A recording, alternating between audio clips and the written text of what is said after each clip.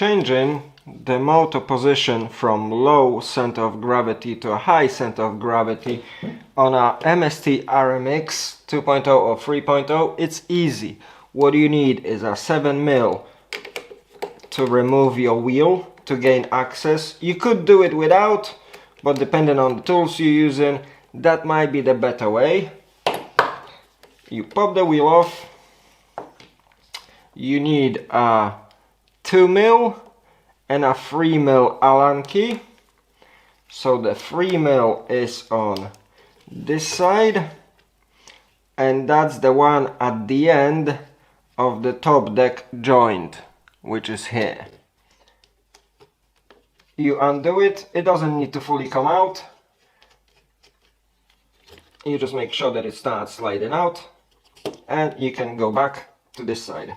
So what you need is now the 2mm Allen key, and you will need as well a piece of paper, and I'll tell you a little trick in a minute once I'm gonna get there. So what you want to do is remove the spur gear cover. We got 1, 2 and 3. Now when that's off, just carefully, bit by bit, slide the whole spur gear, put it to the side, and that reveals 2 more bolts, which are here, which are holding the engine mount to the gearbox or to the transmission. At this time, it might be a good idea actually to remove to disconnect the motor from the mount, which takes a 2mm Allen key as well. So they are out. We can slide the motor out, put it to the side.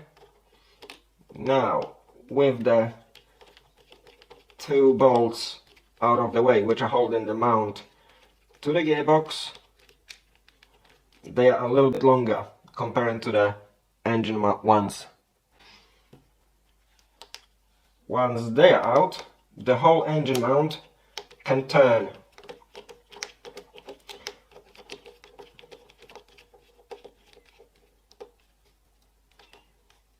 They are off. And now, depending where you want it, what you need to do is line up the holes that are on the mount. Basically, that's a second mount that I've got. That's where the motor comes in.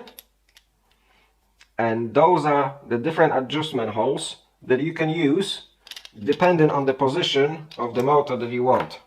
So in this case, I got one with a cutout. It doesn't make a difference, but you can change the position where you want it on top of the transmission. And for that, what is good to do is take the 3mm Allen key, put it into the bolt that was sticking out, and line up the hole that you got on the mount and start screwing it in. Then you can take one of the long ones which are holding. Now it's already suspended on one side. Now you can take one of the longer ones which are holding the actual mount to the gearbox and start putting that in. And then before you're gonna get all of them tight, get the third one and put it in the bottom hole.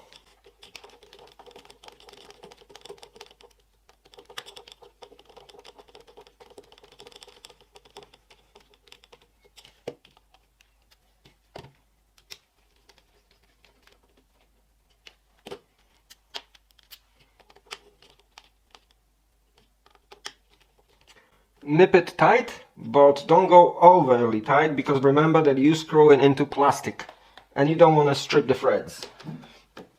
Now when that is on, take the spur gear. You got 6 holes here, not sure if you can see, and just line them up with the spur gear. Look where are the numbers and the branding on it, and that goes to the outside. So now you line it back up, push it up. That didn't come out nice. Let's get it off and move it a bit so that all of the holes are lined up.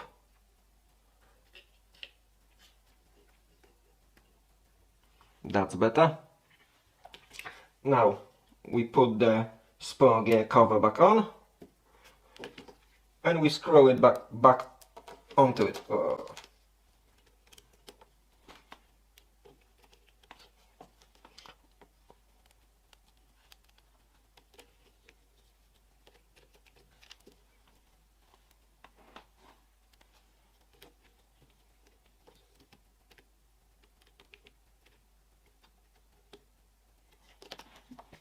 Next is the motor.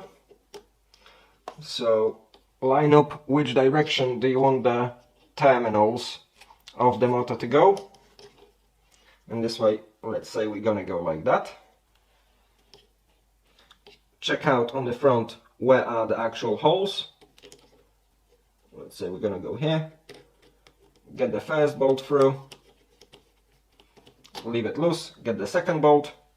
Put it in the adjustable hole on the other side. Screw it in, but not too tight yet, because now you need to set the latch between the gears. That's where the piece of paper comes handy. What you want to do is put the paper between the teeth and then kind of close it on. Don't take too thick of a piece of paper because you don't want too big of a gap. But that should give you just a little bit of a gap, allowing for the correct way for them to mesh. Once it's all aligned, you pull the paper out and you should have a minimal amount of play between the pinions, which will allow for the correct operation. Now pop the wheel back on and you're all done. It's as easy as that.